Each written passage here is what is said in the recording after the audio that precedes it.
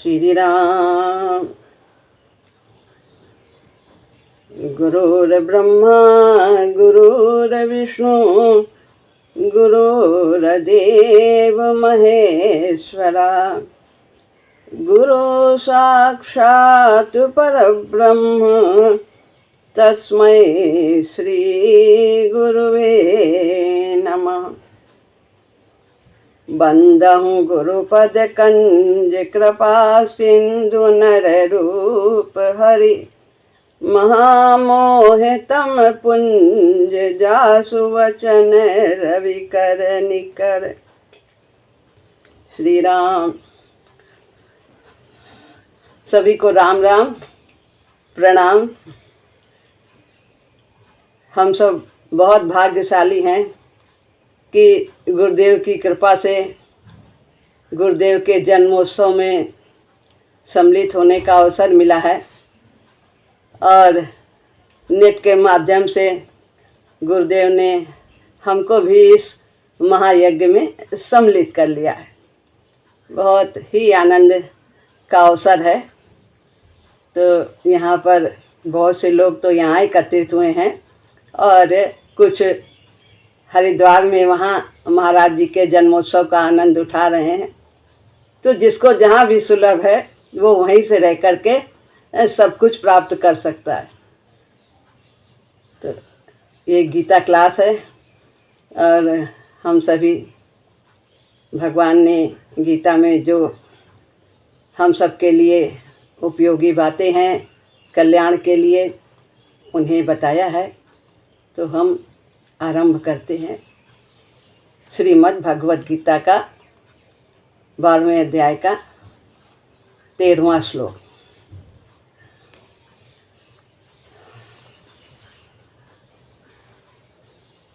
अद्वेष्टा सर्वभूतानां मैत्रा करुण एव च, निर्ममो निरहंकारा सम दुख सुखाक्षमे। 2 श्लोक इसमें एक साथ हैं। अब देखते हैं, पढ़ लेते हैं दोनों को। यदि एक पूरा हुआ तो एक पूरा होगा समय में और 2 हो गए तो हो गए।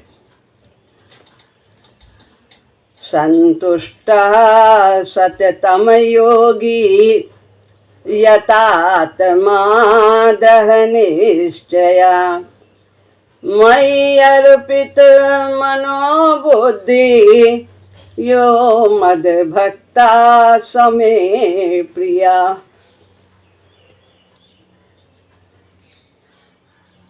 भगवान ने इस अध्याय के आरंभ में निर्गुण उपासक और सगुण उपासक दोनों की में श्रेष्ठता का अंतर बताया है और कहा है कि सगुण उपासना श्रेष्ठ है। और इसीलिए अर्जुन को आज्ञा देते हैं कि तू सगुण उपासना कर। श्रेष्ठ क्यों है? क्योंकि यह बहुत ही सुगम है। ये साधन करने में सरल है, सुगम है। और जो निर्गुण उपासना है उसमें देहाभिमान जल्दी जाता नहीं। वो करने में क्लेश पूर्वक है, उसमें क्लेश होता है, कष्ट होता है, शरीर को अधिक कष्ट होता है। और देहाभिमान भी नहीं जाता। देहाभिमान का कि मेरा ये शरीर है, मेरा ये नाम है, मेरा ये पद है, ये सब अपने जो अलग व्यक्तित्व है, ये बोध जल्दी जाता नहीं।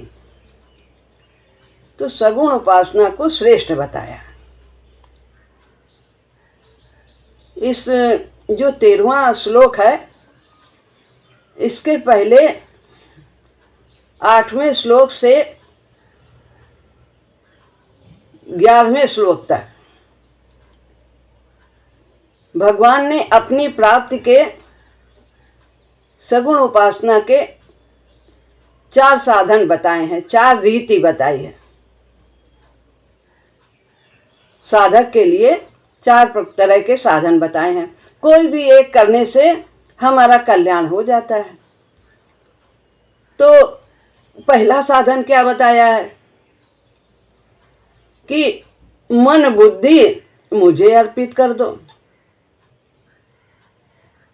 मन को मेरे में लगा दो और बुद्धि को लगा दो। मन से भगवान के नाम का सुमिरन हो, बुद्धि से भगवान की सेवा हो। फिर कहते हैं अगर तू ये नहीं कर सकता, इसमें करने में अपने को असमर्थ पाता है, तो तू अभ्यास योग कर। क्या है अभ्यास? कैसे करना है? ध्यान का अभ्यास करना है, प्रभु का नाम जप का अभ्यास करना है। मन तो जैसे गोपियों ने दे दिया था, मन बुद्धि हर काम को करती थी, गोविंद दामोदर माधवे थे। अब यहाँ अभ्यास योग कहते हैं। दूसरी बात बताते हैं कि अगर तू ये नहीं कर सकता, मन बुद्धि मुझे नहीं दे सकता, तो तू अभ्यास कर, ध्यान कर, मेरा जप कर। और तीसरी बात बताते हैं अगर तू ये भी नहीं कर सकता, ये करने में भी तुझे असमर्थता लगती है, तो तू सभी कर्म मेरे लिए कर। जैसे हमारी भावना होती है कि हम ये कार्य अपने बेटे के लिए, पति के लिए, संबंधी के लिए कर रहे हैं, इस भावना से करते हैं, तो ऐसा न कर करके ये करें कि भगवान के लिए कर रहे हैं, भगवान को अर्पित। जितनी भी शरीर से सेवा हो, मन से बुद्धि से, वो भगवान के लिए अर्पित, प्रभु की सेवा है। वाणी से किसी से बोल रहे हैं, भगवान की सेवा। शरीर से कार्य कर रहे हैं, भगवान की सेवा है। मेरा कार्य नहीं, भगवान का कार्य। तो इस प्रकार से तीसरी बात ये बताई, तू सभी कर्म मेरे लिए कर। अच्छा, ये भी करने में तू असमर्थ है, ये भी तुझसे नहीं बनता, तो जो भी कर्म करता है उसके फल का तू त्याग कर दे, फल की इच्छा का त्याग कर दे। फल का तो त्याग नहीं कर सकते हैं, जो भी कहीं अनेक जगह फल का त्याग करने को कहा है, लेकिन वास्तव में फल की इच्छा का त्याग करना है। फल तो जमीन में बोएंगे जो कुछ, वो ऊपर तो आएगा ही आएगा। तो जो हम कर्म करेंगे उसका परिणाम तो आएगा ही, चाहे इष्ट करें, चाहे अनिष्ट करें, चाहे मिश्रित करें, तो फल तो सामने आएगा। लेकिन हम जो पहले कर्म करने के पहले इच्छा जोड़ लेते हैं कि ये परिणाम मिलेगा, तो ये इसको हम ऐसा ना करें, इस इच्छा को हम समाप्त करें। तो ये 4 साधन बताए हैं अपनी प्राप्ति के लिए। भगवान ने कहा है ये 4 प्रकार के साधन हैं, इसमें से तू जो चाहे, जो तुझे सुगम लगे वो कर ले। अर्जुन के माध्यम से हम सबको बताया। तो फिर ऐसा करते हुए वो परमात्मा की प्राप्ति कर लेगा, कोई भी एक साधन अपनाने से। फिर क्या होगा? फिर ये जो हम लोगों को गुरुदेव भगवान ने ये भक्तस्य लक्षणम का पाठ करने को कहा है, इसमें भक्त के लक्षण जो अंतःकरण में है उनकी चर्चा की है। अंदर का भाव, वैसे बाहर से तो हम शरीर से सत्य से सेवा करते हैं और हम प्रेम करते हैं, यह करते हैं, तरह तरह के शरीर से कार्य करते हैं, लेकिन ये अंदर का भाव बताते हैं, उसके क्या लक्षण होते हैं, उसका क्या भाव होता है। तो ये जो 5 प्रकरण में उन्होंने बताया है। तो ये पहला प्रकरण है जो अद्वेष्टा का भी श्लोक पढ़ा है, दूसरा जो हमने 13वां 14वां दोनों पढ़ा है, इसमें उन्होंने 12 लक्षण बताए। तो पहले श्लोक में 13वें वाले में 7 लक्षण हैं और दूसरे में 5 लक्षण। तो इस प्रकार यह भक्त के लक्षण जब वो साधन करता है तो ऐसे उसके लक्षण प्रकट होने लगते हैं। तो कौन कौन से लक्षण हैं भगवान बताते हैं कि पहला है अद्वेष्टा सर्वभूतानाम। सर्वभूतानाम यानी सभी प्राणियों के प्रति, जितने भी प्राणी हैं, पशु पक्षी मनुष्य जो भी हैं, जीव जंतु, सभी प्राणियों के प्रति उसके अंदर प्रेम रहता है, द्वेष नहीं रहता है।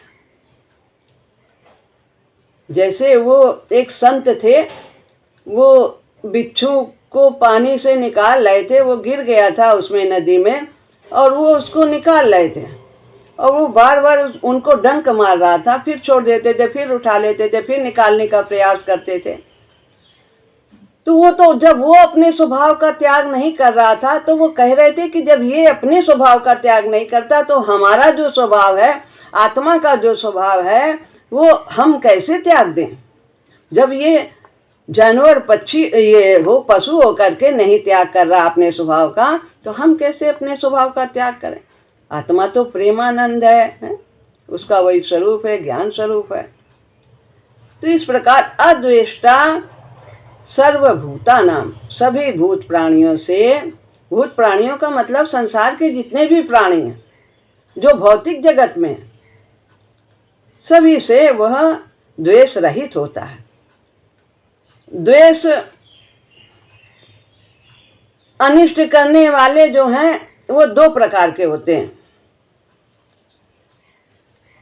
एक तो क्या करते हैं कि कोई व्यक्ति कुछ चाहता है, चाहे सांसारिक पदार्थ चाहे परमार्थिक पदार्थ, परमार्थिका की ओर बढ़ता है, तो दोनों में वो विघ्न डालते हैं।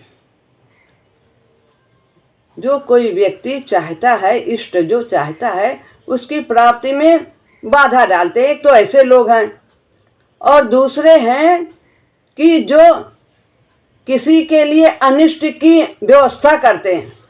एक तो इष्ट की प्राप्ति में बाधा डालते हैं, और दूसरे चाहते हैं कि इसका किस प्रकार से अनिष्ट हो, वैसी परिस्थिति उत्पन्न करना चाहते हैं, घटना उत्पन्न करना चाहते हैं, तो इसका किस प्रकार से अनिष्ट हो। तो दो प्रकार से लोग बाधा पहुंचाते हैं। भक्त के मन में कोई भी कैसा भी व्यवहार करे, चाहे शरीर से हानि पहुंचाए, चाहे धन से हानि पहुंचाए, वो उसके हृदय में कहीं भी उसके प्रति द्वेष आता ही नहीं है। जो बाधा पहुंचाता है तो काहू नहीं को सुख दुख कर दाता, और निज कृत कर्म भोग सब भ्राता। ऐसा उसके मन में होता है कि कोई हमारा अनिष्ट कर ही नहीं सकता, सब कुछ प्रभु की इच्छा से होता है, उसके अंदर भी प्रभु विराजमान है।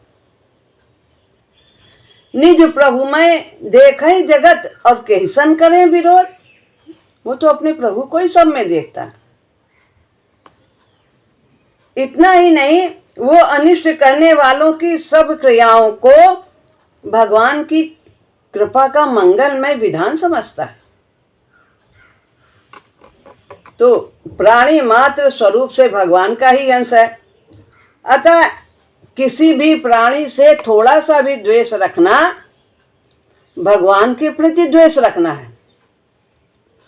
अगर हम किसी एक से भी द्वेष करते हैं तो पूज्य चाचा शुक्ला चाचा जी कहते थे कि भगवान ने कहा है कि यदि कोई हमारे सारे शरीर की पूजा करे पर एक मेरी उंगली में आग लगा दे तो क्या मैं उससे खुश होऊंगा? नहीं होगा। भगवान को कष्ट, किसी को भी अगर जरा सा भी तकलीफ होती है तो वो दुख महसूस करता है, कष्ट महसूस करता है। तो इसलिए जो साधन करते करते सिद्ध अवस्था को प्राप्त हो जाता है, उसके अंदर किंचित मात्र भी किसी के लिए द्वेष नहीं होता। अब है मैत्रा करुण एव चा, और चा माने और, उसके मन में मित्रता और करुणा का भाव होता है। उसका कोई बैरी होता ही नहीं, सभी मित्र होते हैं। उसको किसी के अंदर बुराई दिखाई ही नहीं देती है, वो बस अपनी ही कमी को देखता है, तभी हमारा विकास शीघ्रता से हो पाता है। सब में जब भगवान है तो फिर उस कमी कैसे होगी। और हर में, सभी में तीनों गुण हैं, सत रजतम। ऐसा तो कोई है ही नहीं कि जिसके अंदर सतगुण ना हो, तो उसे वो अच्छाई ही अच्छाई दिखती है, कमी की ओर उसकी दृष्टि ही नहीं जाती है। जब हम अच्छाई देखेंगे तो हम अपने अनेक मित्र बनाते चले जाएंगे, और यदि हम बुराई देखेंगे तो हम कल्पना भी नहीं कर सकते कि हमारे कितने शत्रु हो गए। तो हमारा स्वभाव अच्छाई देखने का ही बनना चाहिए। देखूं सुनूं गुणों निज अवगुण, औरन के गुण हरस निहार। क्या देखें, पूज्य मथुरा भैया जी कहते हैं, देखूं, देखना है, सुनना है और मनन करना है। क्या? अपनी कमी को, और दूसरे की अच्छाई को देखना है। क्या इसमें अच्छाई खोजना है? हमारी दृष्टि होनी चाहिए अच्छाई देखने की। अच्छाई तो सब में है। तो इस प्रकार जब हम अच्छाई देखेंगे तो हम और अच्छे होते चले जाएंगे। वो जो दूसरे के गुण है वो हमारे अंदर आते चले जाएंगे, और अपने तो रहेंगे ही रहेंगे। और यदि हम बुराई देखेंगे तो दूसरे के अवगुण हमारे अंदर आते चले जाएंगे, तो हम कितने बुरे होते चले जाएंगे। हम बगीचे में जा रहे हैं, ये हम पर है कि हम फूल चुने या कांटे चुने। तो संसार एक बगीचा है। अब ये हम इस बागीचे से क्या चुनते हैं, क्या अपनी झोली में रखते हैं, ये हमारे ऊपर है। तो मैत्रा, वो उसका कोई भी शत्रु नहीं होते हैं, सब में मित्र भाव रखता है। मित्र मित्र के कभी दोष नहीं देखता है, उसकी अच्छाई ही उसे दिखाई देती है। और करुणा का भाव रहता है, दीन दुखियों के प्रति करुणा का भाव रहता है। पतंजलि योग में 4 बातें बताई हैं, मैत्री, करुणा, मुदिता और उपेक्षा। मैत्री क्या है? हमें जो पुण्य आत्मा है, अच्छे आचरण वाले हैं, उनके साथ मित्रता रखनी चाहिए, उठना बैठना चाहिए, उनका संग करना चाहिए, ताकि उनके आचरण का प्रभाव हम पर पड़े, हम देखें और उनकी तरंगों से भी हम प्रभावित हों। जैसा करे संग वैसा चढ़े रंग। तो मैत्रा और करुण, मैत्री, मुदिता, करुणा, उपेक्षा। मैत्री करना चाहिए, मैत्री और करुणा। करुणा किससे करनी है? जो दीन दुखी हैं, उनके प्रति करुणा का भाव रखना है, दया करनी, सहानुभूति रखना है, मदद करना है। मैत्री, करुणा, मुदिता और प्रसन्न होना है। किससे प्रसन्न होना है? जो साधन संपन्न है सांसारिक दृष्टि से, जिनके पास सांसारिक अभाव नहीं है, सुखी है सांसारिक दृष्टि से, धन भी है, सम्मान भी है, वैभव है, मान सम्मान हो रहा है लोक में। तो ये सब उनको देख के हमें जलन नहीं होनी चाहिए, हमें उनको देख के प्रसन्न होना चाहिए। तो इस प्रकार हमारे पास नहीं है तो हम तो वैसे अपने लिए दुखी हो रहे हैं, और एक अवसर है जो दूसरे के पास है, उसको देखकर हम खुश हो सकते हैं, तो उस अवसर को भी हम गंवा देते हैं, हम उससे भी दुखी हो जाते हैं। तो एक अपनी तरफ से दुखी, और दूसरा जो दूसरे के पास है उसको देख करके हम दुखी हो रहे हैं, जलन हो रहे। तो हम दोनों तरफ से हम दुखी अपने को कर लेते। और उपेक्षा, जो गलत रास्ते पे हैं, अवगुण हैं, जिनमें प्रधानता अवगुणों की, उनको हम उपेक्षित दृष्टि से कर दें, ध्यान न दें, प्रभु उनको खुद ही संभालेंगे। हम चाहें उनको तमोगुण से सतोगुण पहुंचा दे तो नहीं होगा। वो संसार में रहकर नाना प्रकार के अनुभव प्राप्त करके वो स्वयं, उनके पास बुद्धि ऐसी आ जाएगी, वो स्वयं सुधर जाएंगे। तो इसमें 4 बातें बताई हैं, मैत्री, करुणा, मुदिता, उपेक्षा। तो भगवान ने इस श्लोक में 4 को 2 कर दिया है। एक तो मैत्री और मुदिता को 1 कर दिया है। पुण्यवानों के साथ मैत्री और जो संपन्न हैं उनके साथ भी मित्रता, प्रसन्नता रखनी चाहिए। और करुणा, जो दीन दुखी हैं और जो वैसे हैं अवगुणों में हैं, उपेक्षा की दृष्टि से जिनके के लिए कहा गया, उनके प्रति भी हमें करुणा रखनी चाहिए, उनके प्रति भी दया का भाव रखना चाहिए, क्योंकि वो ना समझ हैं और वो तो हमारे पापों को कम कर रहे हैं कुछ हमारे साथ अनुचित करके, पर अपने पाप बढ़ा रहे हैं जो हमारा अनिष्ट करना चाहते हैं। तो वो तो दया के पात्र हैं, उनके प्रति तो दया करनी चाहिए। तो 2 को भगवान ने करुणा में कर दिया है और 2 को मैत्री में कर दिया है। इस प्रकार से उन्होंने 2 भाग कर दिए, मैत्रा करुण एवच।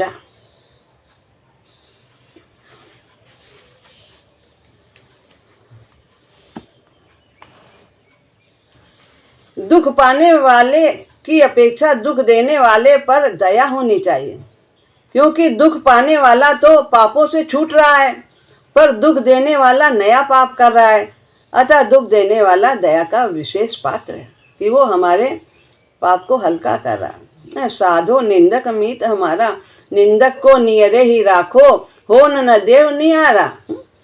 अलग नहीं होने दो, बिन साबुन पानी बिना निर्मल करे सुभाया। कुछ हमारे जो है पाप हैं, वो हमारे बिना साबुन पानी के, बिना हमको विशेष कष्ट दिए वो हमारे निर्मल कर रहा है, कुछ हमें अपशब्द बोलकर, छोटी छोटी परिस्थितियों को लाकर। तो सुखी रहो निंदक जग माही, रोग न हो तन सारा। सुखी रहो और तुम्हारे कोई रोग न हो। हमारी निंदा करने वाले उतरो भव निज पारा। और भी कह रहे हैं। तो इस प्रकार से यहाँ पर बताया है मैत्री और करुणा। निर्ममो निरहंकारा, सम दुख सुखाक्षमी। निर्ममो यानी ममता से रहित, अपनेपन का भाव न होना किसी भी पदार्थ में, किसी भी क्रिया में। यद्यपि भक्त का प्राणी मात्र के प्रति स्वाभाविक ही मित्रता और करुणा का भाव रहता है, फिर भी उसको किसी भी के प्रति ममता नहीं होती, आसक्ति नहीं होती कि ये मेरा है। यहाँ तक कि अपने शरीर के प्रति भी उसको आसक्ति नहीं होती है। पदार्थ तो दूर है कि ये सब जो हमें मिला है, धन मकान बैलेंस जन, ये सब बने रहें, ऐसे ही रहें, वो तो भगवान के नाते सेवा करता है। और शरीर का भी उसे लगाव नहीं होता, उसकी सब सेवा करेगा, स्वास्थ्य की दृष्टि से सब कुछ आहार देगा। क्यों देगा? क्योंकि इससे भजन करना है, क्योंकि इससे भगवान की सेवा करना है। वो कोई सुंदरता की दृष्टि से या बड़ाई पाने की दृष्टि से इसकी रक्षा नहीं करता कि और लंबे समय तक जिए और सुख भोग और करें ताकि बने रहें। तो शरीर के प्रति भी उसका लगाव नहीं होता है। चाचा जी कहते थे, ना हम जीना चाहते हैं ना हम मरना चाहते हैं, जब जो प्रभु चाहते हैं वही हम भी चाहते हैं। तो पूज्य भैया जी भी यही कहते थे हम तो बोरा बिस्तर बांधे तैयार रहते हैं, हर समय जब बुलावा आ जाएगा हम तैयार हैं, हम चले जाएं। और देखते देखते सत्संग भजन करते करते उनका शरीर शांत हो गया। अंतिम दिन तक उन्होंने सत्संग किया और एकादशी के दिन राम राम कहते हुए शरीर का त्याग किया। कितने महान आत्मा है ऐसे लोग, और हमें उन सबका संग मिला। हम भी बहुत भाग्यशाली हैं। हम सबको उनके द्वारा कितना पथ प्रदर्शन मिला। निरहंकार, निरहंकारा का है। और क्या होता है? जो सिद्ध पुरुष हो जाते हैं साधना करते करते,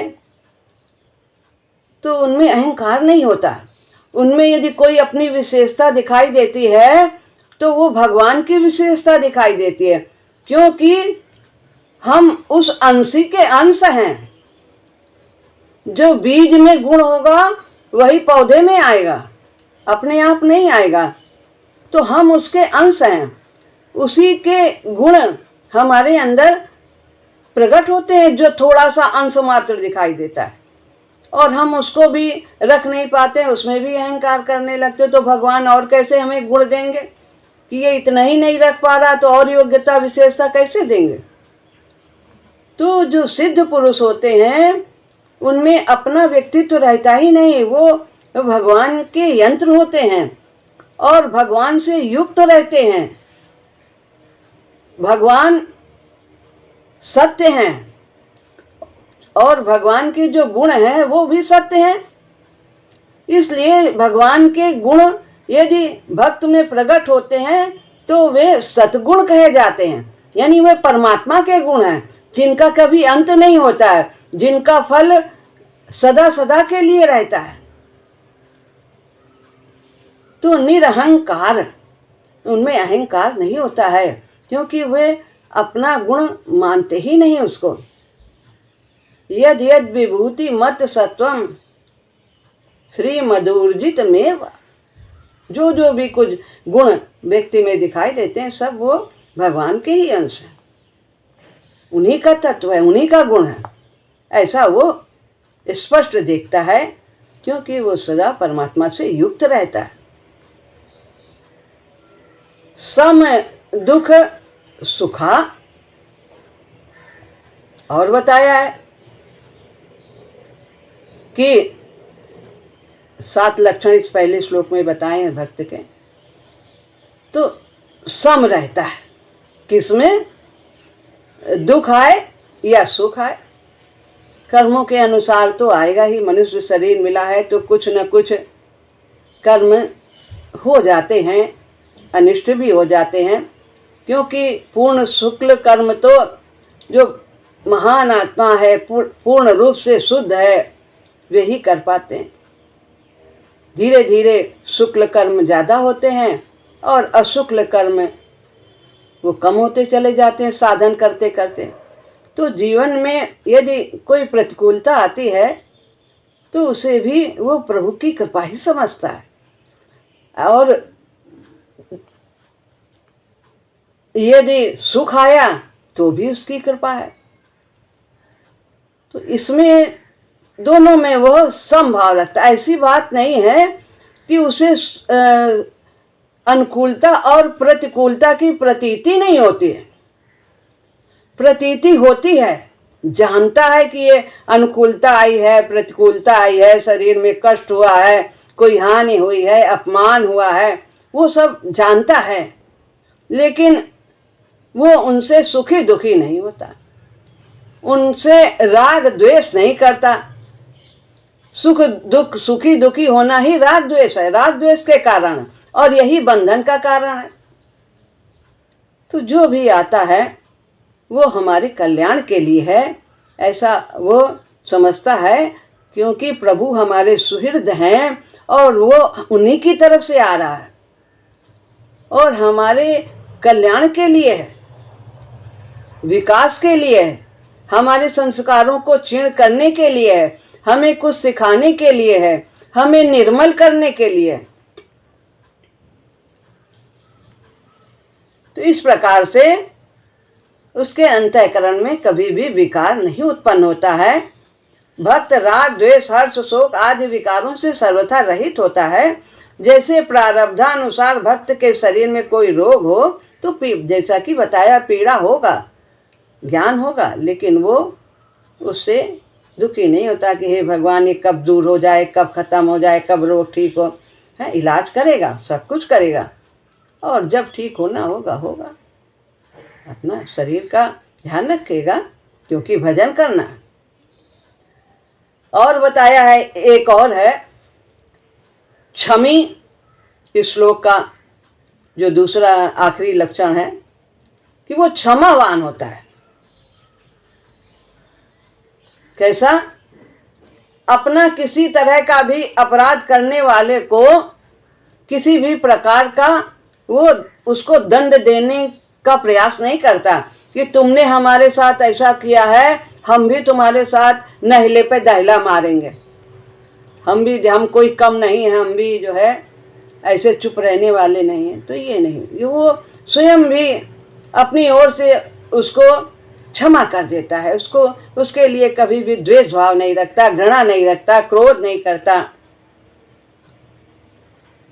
और दूसरी बात, उसके साथ यदि कोई अपराध करता है, यद्यपि उसने कुछ नहीं किया, फिर भी यदि कोई उसके साथ बुरा बर्ताव करता है तो वह भगवान से भी प्रार्थना करता है कि प्रभु इसे कोई कष्ट ना दें, इसको क्षमा कर दें। और ना किसी अन्य से वो चाहता है कि वो इसको दंडित करें, स्वयं भी दंडित नहीं करता, पहली बात उसके प्रति द्वेष नहीं रखता, और भगवान से भी यही प्रार्थना करता है कि इसको प्रभु क्षमा करें। जैसे कि राजा अम्बरीश ने दुर्वासा के लिए किया था कि मेरे कारण इनको इतना दौड़ना पड़ा, इतने साल तक ऐसे भागते रहे कि मैंने इनको पुरोहित बनाया और ठीक से मैं कर नहीं पाया, इस कारण ही इनको क्रोध आया और इसी कारण ये इतना सब दौड़े। प्रभु इन्हें क्षमा कर दो, यदि मेरे मन में इनके प्रति अच्छे भाव हैं, मैंने इनसे सदा प्रेम किया। तो वो भक्त इस तरह का होता है। तो यहाँ पर ये श्लोक पूरा हुआ। अद्वेष्टा सर्वभूतानां मैत्रः करुण एव च निर्ममो निरहंकारा सम दुख सुखा क्षमी। तो ये श्लोक आज यहाँ पर पूरा होता है। और जो दूसरा श्लोक है वो अब इसमें आगे हो नहीं पाएगा, क्योंकि वो भी उसमें भी कई गुण हैं, लक्षण हैं। तो वो फिर जब आगे समय मिलेगा तो फिर हम उसमें करेंगे उस श्लोक की व्याख्या।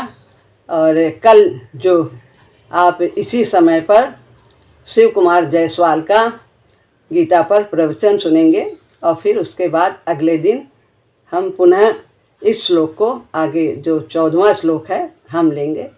आप सब आनंद उठाएं गीता का, गुरु की कृपा का लाभ लें, उससे सराबोर अपने को करें। श्री राम राम राम, सबको राम राम।